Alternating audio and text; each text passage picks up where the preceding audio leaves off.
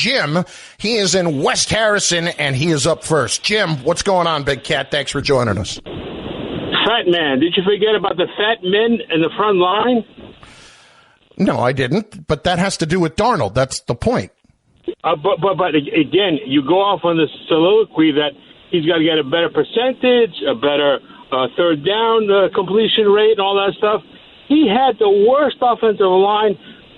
Jim, I'm not talking about last year. I'm talking about moving forward into this year when all they have done is gone out and sign and draft offensive linemen.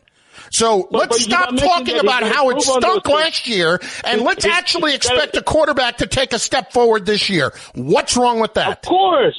Oh, of course, but let's not talk about last year, but let me talk about last year.